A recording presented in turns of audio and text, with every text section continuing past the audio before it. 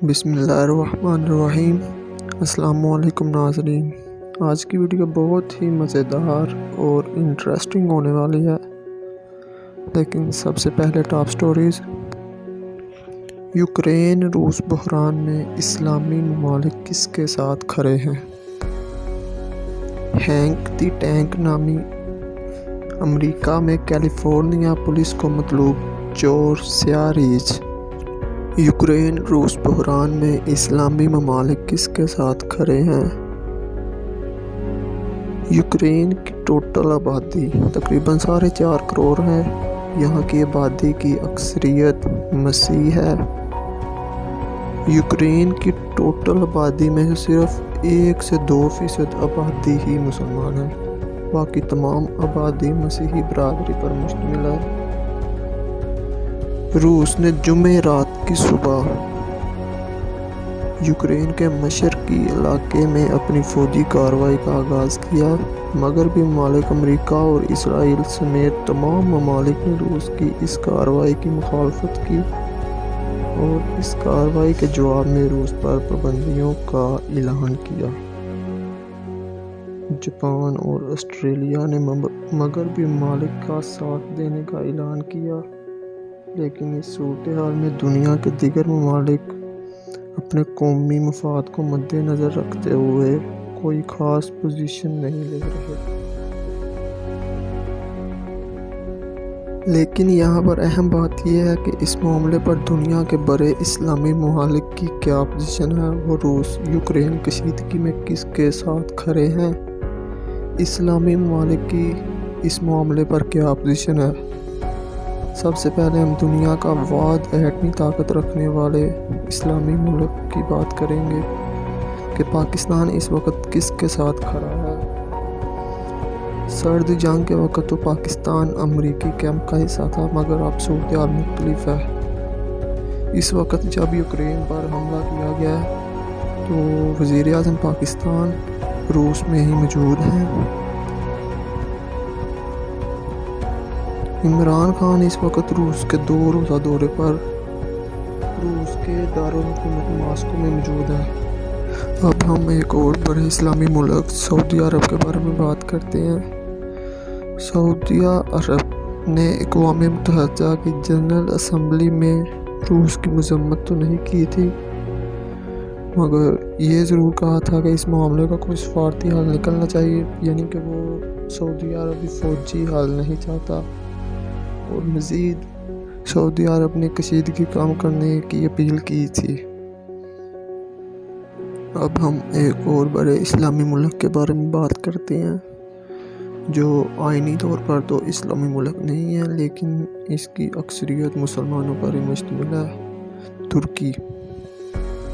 ترکی NATO کا رکن بھی ہے، اسی وجہ سے ترکی روسی حملے کی تائید نہیں کر سکتا۔ لیکن ایک خاص بات یہ بھی ہے کہ ترکی کے صدر جب بھی امریکہ سے ناراض ہوتے ہیں یا ان کے تعلقات میں کوئی خرابی آتی ہے تو یہ دوسری صورت میں روسی کے پاس جاتے ہیں۔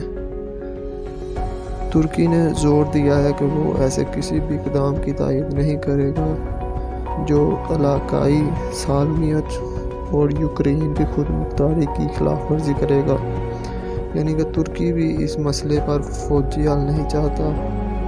یہی ہے کہ سفارتی حل نکالا جائے۔ ایک اور بڑے اسلامی ملک ایران کی اکثریت شیعہ مسلم پر مشتمل ہے۔ ایران کے امریکہ کے ساتھ تعلقات کافی عرصے سے ہی خراب ہیں۔ امریکہ کے مقابلے میں ایران کے روس کے ساتھ اچھے تعلقات ہیں۔ روس کے وزیر خارجہ نے اپنے ایک بیان میں کہا کہ ایران دونوں طرف سے صبر کی توقع رکھتا ہے، تناؤ والے اقدام سے گریز کیا جائے، اور ایران اس صورتحال پر فوجی حل کی بجائے بات چیت پر یقین رکھتا ہے۔ اب ہم ایک اور بڑے انٹرسٹنگ سٹوری کے بارے میں بات کریں گے جو امریکہ کے شہر کیلیفورنیا میں پیش آیا۔ ہینک دی ٹینک ایک ریچھ ہے جو امریکہ میں کیلیفورنیا کی پولیس کو مطلوب ہے۔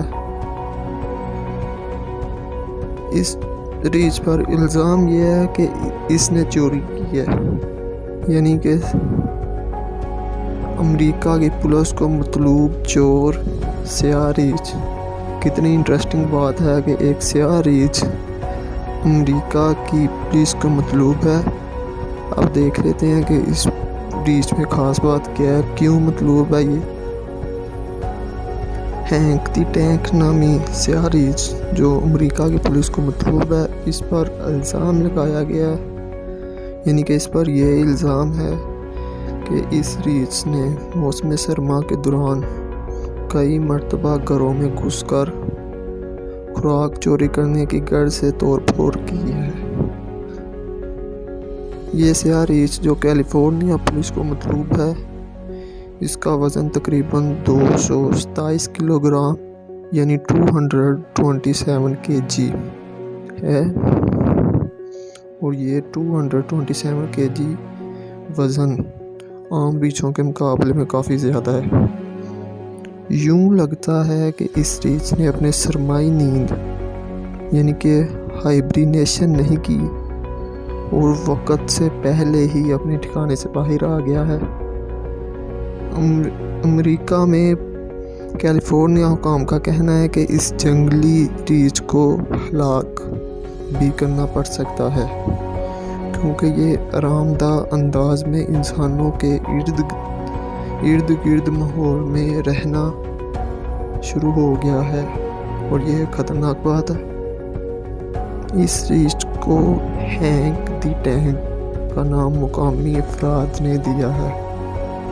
कैलिफोर्निया के महकमा जंगली हयात के तर्जुमान का कहना है कि इस रीछ ने अपने बड़े साइज़ और अपनी ताकत को घरों में दाखिल होने के लिए इस्तेमाल करना सीख लिया है।